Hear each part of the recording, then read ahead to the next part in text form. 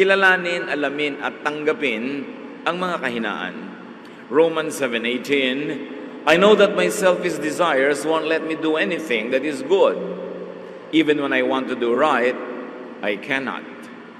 Yan ang sinasabi ni Pablo, kahit gusto kong gawin ang tama, hindi ko nagagawa. Kahit anong mabuting gawin ko, hindi yun ang aking laging nagagawa. Kinikilala ang kahinaan, kinikilala maging ang pagkakamali. 2 Corinthians 11:27-29, I have worked and struggled and spent many sleepless nights.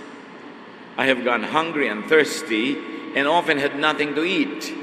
I have been cold from not having enough clothes to keep me warm. Besides everything else, each day I am burdened down, worrying about all the churches. When others are weak, I am weak too.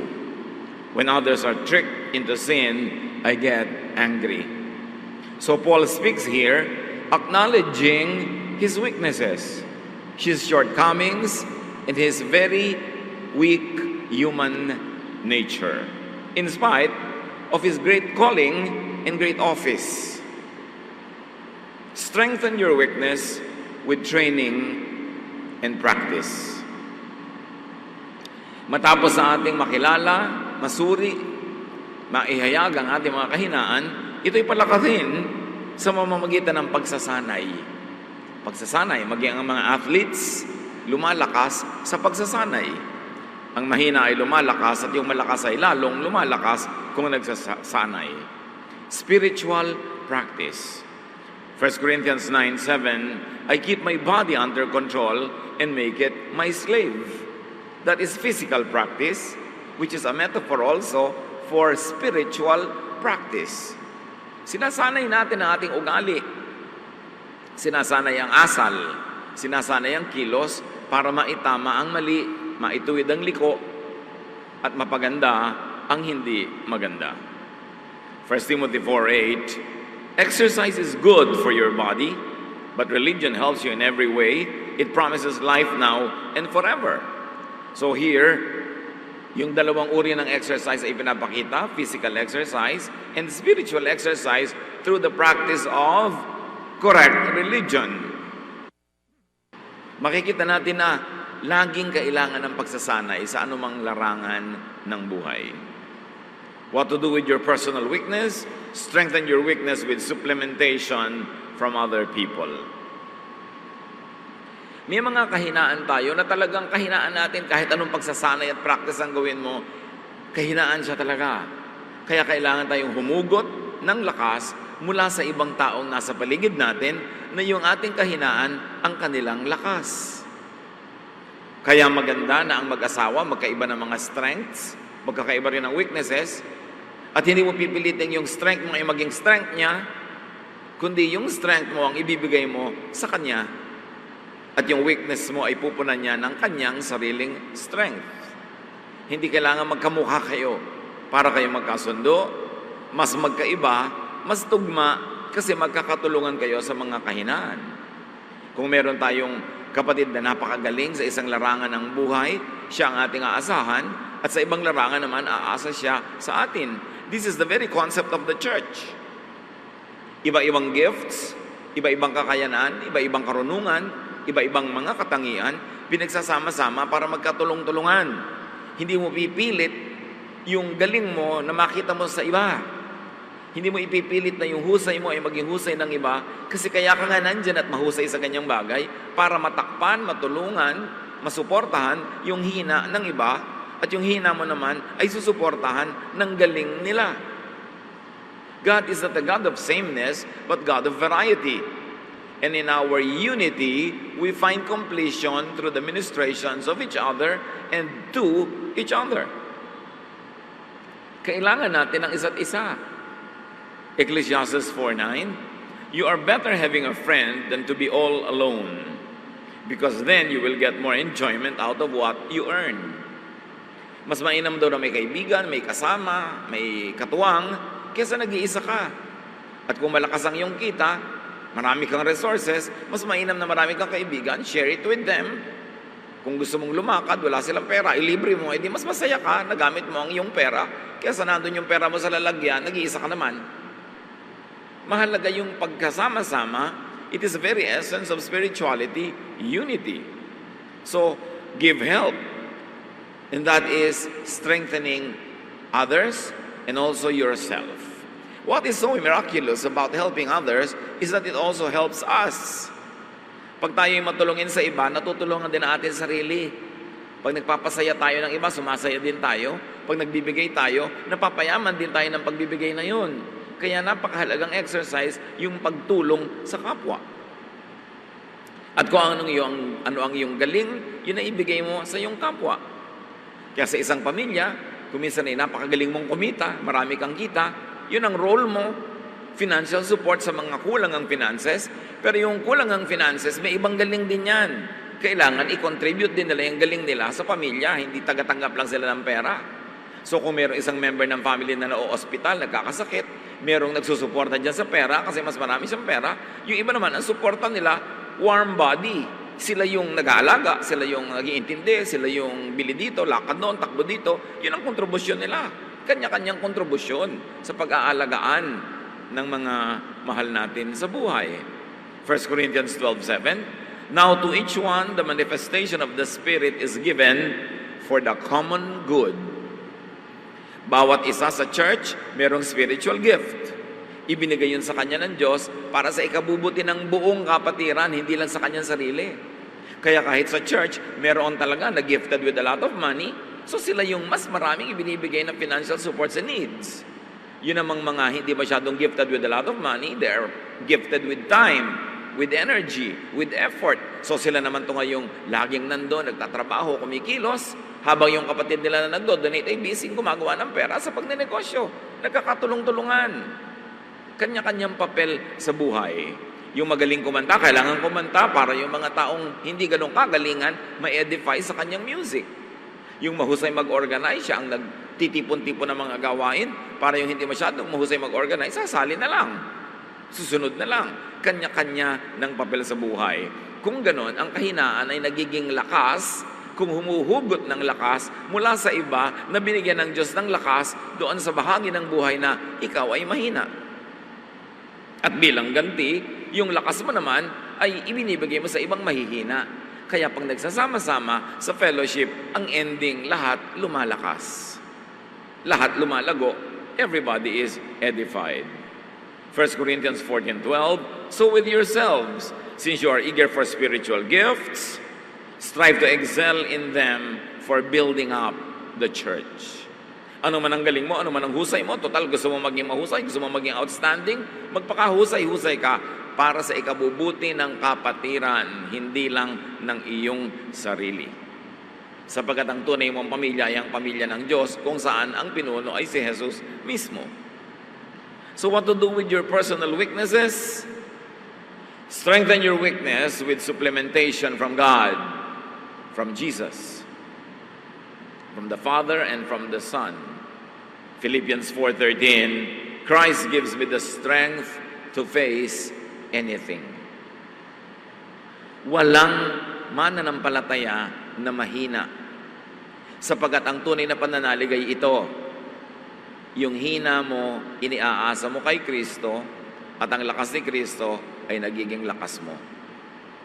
This is the strength to change, kung dapat mag-improve, or the strength to accept what can't and shouldn't be changed.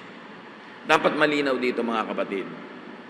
May mga kahinaan tayo na dahil sa ating pananalig at pagsunod kay Jesus ay napalalakas. Pero may mga kahinaan tayo na dahil sa pananalig natin kay Jesus ay di na pinipilit palakasin kundi iniaasa sa pag-ibig, pagpapatawad at walang patakarang pagtanggap ni Jesus. Dapat malinaw yon. Hindi ka pumupunta kay Jesus para lang baguhin ka niya, kundi pumupunta ka kay Jesus para tanggapin niya ng walang patakaran. Yun ang tunay na pag-ibig ng Diyos. Marami kasi merong paniniwala that you join religion to be changed. Well, in practice and in history, that has been the case. Religion has become a reformatory institution. But true spirituality is God accepting you, not God changing you. It is religion who changes people. It is religion who wants to change people so that the people could be controlled, so that behavior could be managed and engineered. Kaya naging kakambalagi ng palasyo ang relihiyon, ang mga political leaders at spiritual leaders ay laging magkakasabwat at nagtutulungan sa pagkontrol sa mamamayan. At ito ang dapat nating linawin, mga Kristiyano. God is not in a business of changing you, but God is in the loving business of accepting you. At sa pag-respond mo sa pag-ibig na yun ng Diyos, ikaw mismo ang nagbabago sa iyong asal, sa iyong gawi, sa iyong mga ugali, within what your natural self can allow. Minsan, sobrang expectation natin, naku, sumali ka sa church namin, lalamig ang ulo mo. Sumali ka sa church natin, magbabago ka, titigil ka ng mga bisyo mo, magiging ganito ka, magiging ganon ka. Kaya tuloy, ang laki ng pressure sa mga tao pag sumasali sila sa church. O kaya, ang laki na lang ng takot nilang sumali kasi baka sila biglang baguhin o hindi nila makayang mabago at sila ay mabigo. Baluktot ang pananaw natin sa true spirituality. Jesus accepts us. And in response to that love, we begin to calibrate our behavior to the point that we follow in His footsteps. But that is our decision. But the business of Jesus is to accept us and to love us and to cleanse us. Pero hindi yung, ayan, Pastor, pasalihin nyo nga pong anak ko sa retreat para bumait. Ano yung retreat? Reformatory institution. Yung husband ko po, puntahan nyo para maipag-pray nyo para magbago. Baluktot ang mga pananaw natin sa religious activity or spiritual activity. Dinadala natin ang mga mahal natin sa buhay sa Diyos para makatanggap sila ng walang patakarang pagtanggap at pagmamahal, pagpapatawad, pag-ibig ng Diyos. Hindi para biglan sila ng pressure na magbago. Kaya madalas bigo. O kaya magre-retreat, nagbabago lang ng 2 linggo, tapos babalik uli yung totoo. Kasi ang pwede lang maging pagbabago ng tao, yung sang-ayon sa kanyang natural self. Hindi mo pwedeng baguhin ang isang tao laban sa original way that the person was created by God. Can a leopard change its spots? Can an Ethiopian change his skin?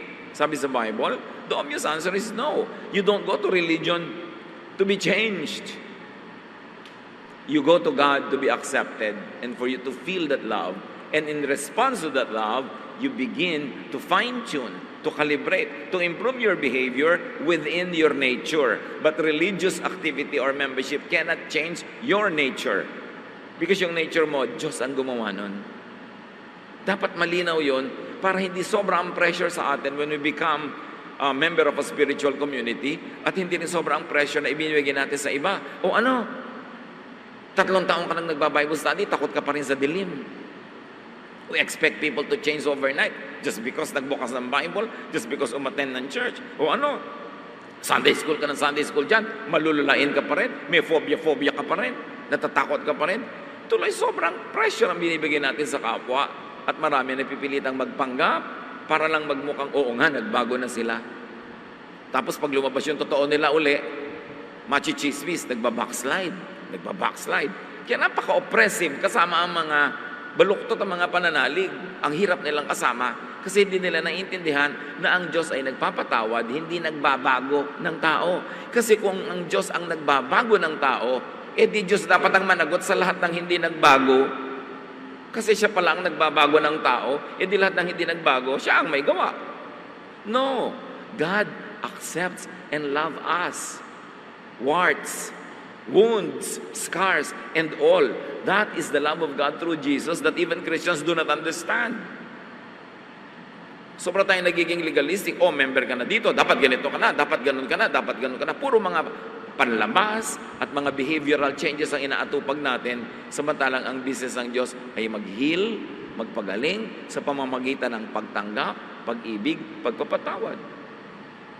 Pati si Pablo, na napakalaki ng ministry, maraming mga hindi na bago sa kanya. 2 Corinthians 12, 6-9. even if I should choose to boast, I would not be a fool because I would be speaking the truth.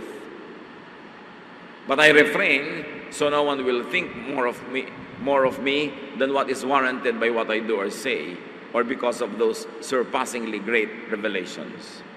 Si Pablo, dinala ng Diyos sa ikatatlong langit, to the third heaven.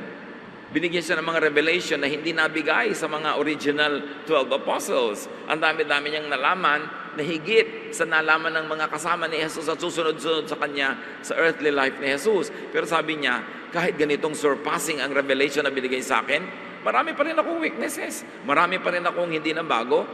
At yun ay tinatanggap ko na lang. At iniaasa ko na lang yun kay Jesus. So, but therefore, in order to keep me from becoming conceited, I was given a thorn in my flesh, a messenger of Satan, to torment me. Walang lubos na nakaunawa kung ano yung thorn in the flesh. Pero ang sinasabi ni Pablo, meron akong kahinaan, meron akong kapintasan, meron akong pagdurusa na inihalalapit ko sa Diyos na alisin niya, pero hindi niya inalis. Sa kabila ng katotohanan na ako'y binigyan niya ng great revelation, napakahusay ng ibinigay niya sa aking ministry, pero sabi niya, sa makatuwid, pinanatili ng Diyos itong aking matatawag ng ibang kapintasan o kahinaan para ma-check ang pride ko. Kasi sobrang ibinigay sa akin na spiritual gift. So binigyan ito ng kapintasan o kahinaan, maging kapintasan sa tingin lang ng iba, para hindi naman ako sobrang yumabang.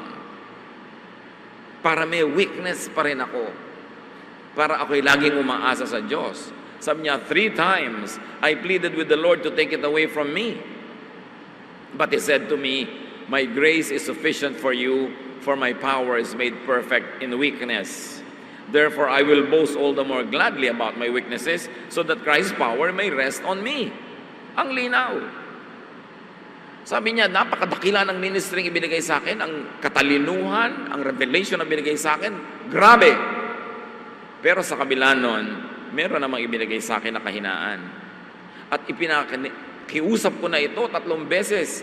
Pero ang sagot ng Diyos, hayaan mong manatili ang iyong kahinaan para aasa ka pa rin sa akin. Kahit napaka-great ng gift sa iyo, kahit napaka-great ng ministry sa iyo, aasa ka pa rin sa pangunawa, aasa ka pa rin sa kabaitan ng kapwa. Kasi meron kang kahinaan o kapintasan. It was part of the package. Hindi yun inalis ng Diyos. So huwag niyong asahan na kung mo lang kayo ay lumapit kay Jesus, tumanggap kay Jesus, naging member ng isang religious community, ay lahat ng weaknesses ay matatanggal. Meron kang sinasadya ng Diyos na iwan doon para wag kang yumabang, para lalo kang umasa sa Kanya, tulad kay Paul. 2 Corinthians 12:10, yes, I am glad to be weak, if it is for Christ, because when I am weak, I am strong. Sa inyo, may kahinaan ako. Mayroong kulang, may kapintasan, pero habang iniaasa ko sa Diyos yon, nagiging lakas ko yon. Kasi yun ang nagiging entry point ng Diyos sa buhay ko. Mahirap kasi maging entry point ng Diyos sa atin yung ating strength, lalo't kung napapayabang na tayo, nagiging mapagmataas. Pero yung weakness mo na lagi mong iniaasa sa Diyos, yun ang pinakamadaling entry point ng Diyos into your life. So, don't expect yourself to be strong in every area, and don't expect others to be strong in every area, because in God's infinite wisdom, He has allowed this thorn in the flesh, not only in Paul, but in many of us. At doon tayo aasa sa Kanyang pag-ibig, sa Kanyang pagtaguyod, at sa Kanyang patuloy na pagmamahal. Then after doing what you could to change or to improve, accept your weakness. Meron tayong weakness, i-identify mo yan. Magpa-practice ka, gagawin mo ang iyong magagawa para yan ay mag-improve, para yan palakasin. Pero kung nagawa mo na yung sagad, nagsikap ka na baguhin ang isang bagay, palakasin ang isang kahinaan, at kahinaan pa rin yun, pues tanggapin mo na part yon ng iyong buhay, at magiging part yon ng iyong definition of who you are, at maaaring maging springboard pa yon for your ministry. 2 Corinthians 12:7, of course I am now referring to the wonderful things I saw. Out of Satan's angels, one of Satan's angels was sent to make me suffer terribly so that I would not feel too proud. Another version saying the same thing, sabi ni Pablo, naku, may kahinaan pa rin ako talaga, at yun ay tatanggapin ko na, at maaaring yan ang maging sanhi para hindi naman ako maging mayabang. So maging mga dakilang mga alagad ng Diyos, may mga thorn in the flesh, may kahinaan, at kung gusto bang alisin yun ng Diyos, hindi ba niya maalis? Pero kung nandun pa rin yun, kalooban ng Panginoon. Ito ang isa nating dapat maintindihan at matanggap, na may mga weaknesses ang tao na hindi Diyos ang mag-aalis sapagkat siya ang pumayag na nandun yun. Mahiwaga ang paraan ng pag-iisip ng Diyos at hindi natin siya dapat itulad sa ating mga tao. Na kung tayo lang ang Diyos, babaguhin natin ang lahat ng tao. Pero hindi ganun ang ginagawa ng Diyos at mas malinaw yon, mas luluwag sa ating dibdib na tanggapin ang ating mga sarili at ang ating kapwa. So accept yourself as God created you. Matapos mong sikapin na improve ang sarili, pero kung hanggang doon at hanggang doon lang talaga ang nangyayari, accept yourself. Accept your natural self. And this is what it means to have the peace of Jesus. Habang nakikipagtunggali ka sa iyong sarili, habang nire-reject mo ang iyong sarili at ang iyong kapwa, hindi ka magkakaroon ng kapayapaan. Laging hati ang iyong loob at laging meron kang agam-agam. Pero ang sabi ni Lord, my peace I give to you, not as the world gives, do I give. Ganon. Do not be afraid. Do not let your heart be troubled. I have overcome the world. So yung mga kahinaan natin, yun ay charge to Jesus. Yun ang ibig sabihin na meron tayong tagapagligtas. Hindi tayo ang nagliligtas sa ating sarili. So, real Christian spirituality is not a reformatory institution. It is acceptance because of love, because of the love of God. Ang tunay na paglapit sa Diyos ay hindi yung babaguhin mo yung sarili to the point na pasado ka na sa standard ng Diyos. Ang tunay na paglapit ng Diyos ay babaguhin ang iyong attitude about even yourself. Mamahalin at tatanggapin ka ng Diyos. Kaya maraming tao, lalo nung nag-religion, lalong nag-guilty. Nung naging religious, lalong bumigat ang kalooban, lalong lumungkot, lalong nagiging hypocritical, laging maging mapagpanggap. Kasi akala niya, kung mo lumapit ka na sa Diyos, change ka na. Eh, hindi naman talaga totoo. So, nagpapanggap na nag-change. At nakakaroon ka ng sakit pag lagi ka nagpapanggap. You don't change the brothers and the sisters. You accept and love them. And that love is what will inspire them to become the better versions of their own selves. Not to be the copy of another person, but to be the better version, the best version of their own natural selves. Dapat kung tayo yung mga kapatid sa Panginoon, pag nandyan tayo, yung mga tao are at ease to be true, to be real, to be themselves. Hindi yung pag nandyan ka, nagpapanggap sila, nagbabanal-banalan dahil baka hindi sila pumasa sa iyong pihikang mga standards. Kaya nakakaroon ng kapahingahan ng tao pag tunay niyang natatagpuan ng Diyos dahil ang natatagpuan niya ay ang pag-ibig at pagtanggap ng Diyos na maging ng mga kapatiran. Ang mga kapatiran sa church, hindi ka dapat parang pulis na laging nag-iimbestiga, nagmamanman sa kabanalan ng iyong kapwa. At pagkatapos pag-uusapan at uhusgahan yung mga bumabagsak sa iyong standard. Coming to God is receiving His forgiveness, His unconditional love and acceptance.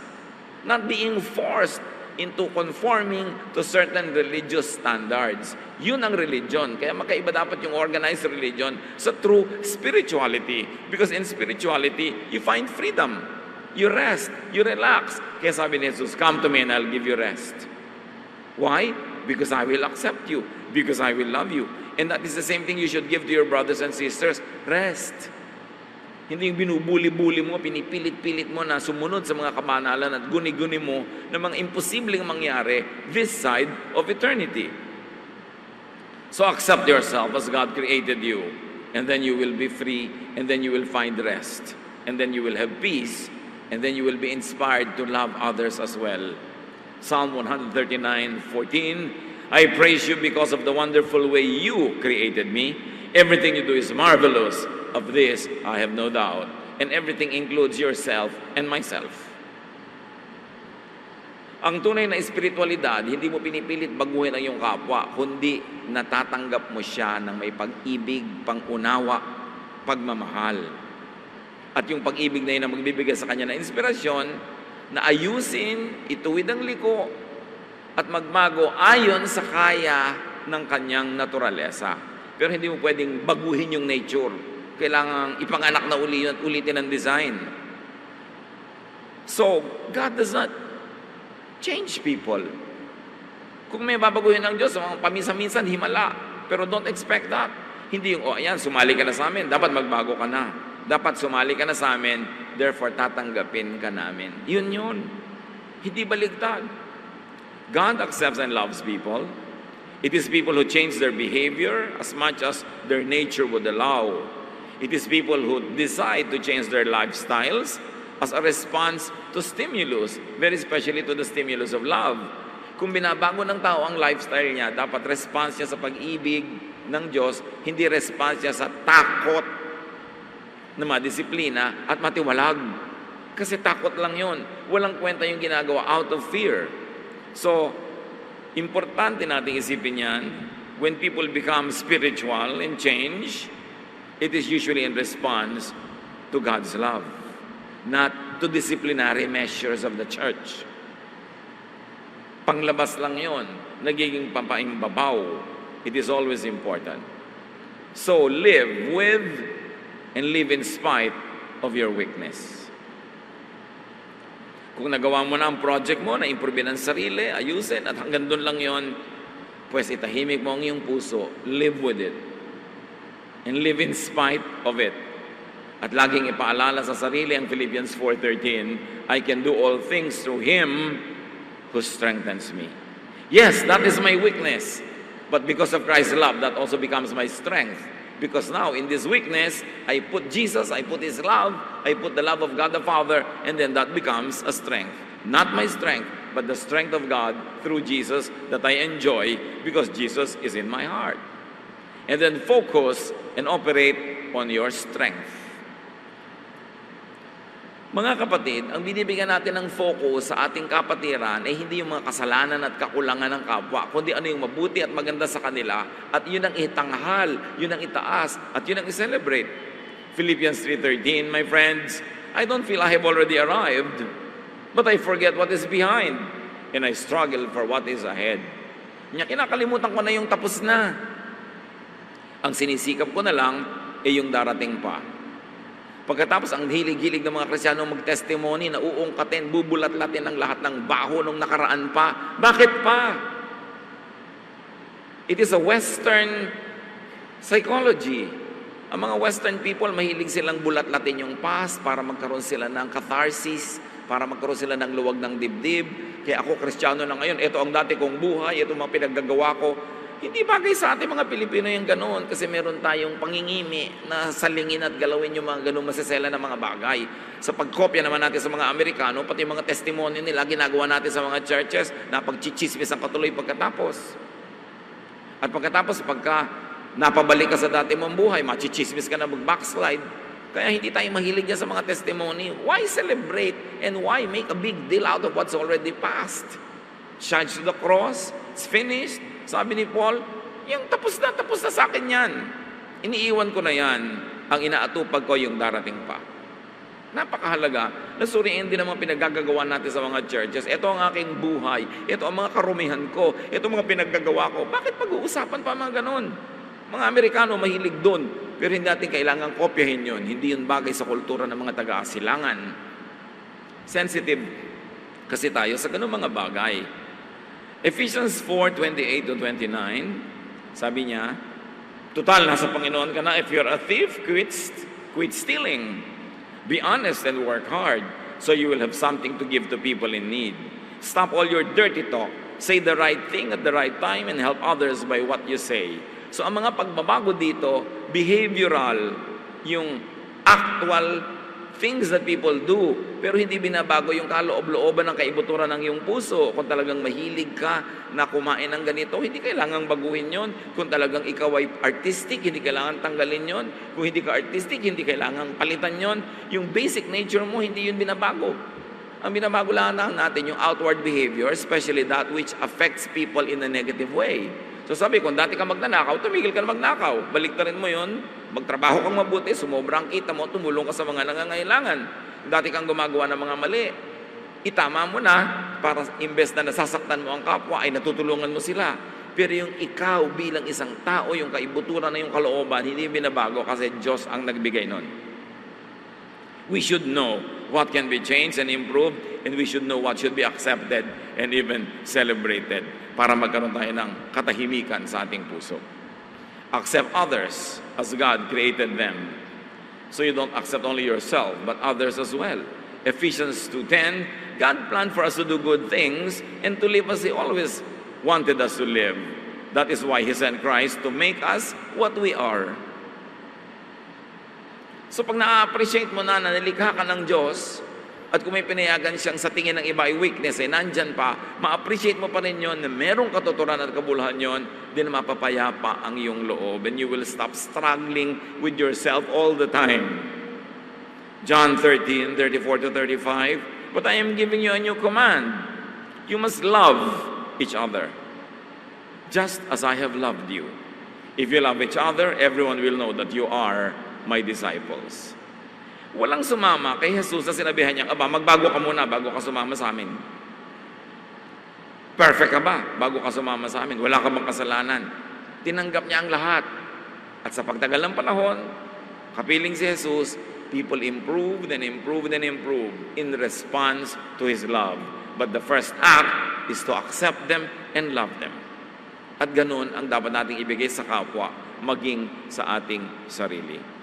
Accept people as victims, as products of their personal circumstances. Marami mga tao kaya sila nagkaganyan, biktima. Luke 19, verse 10, the Son of Man came to look for and to save people who are lost. So you begin with that people are lost.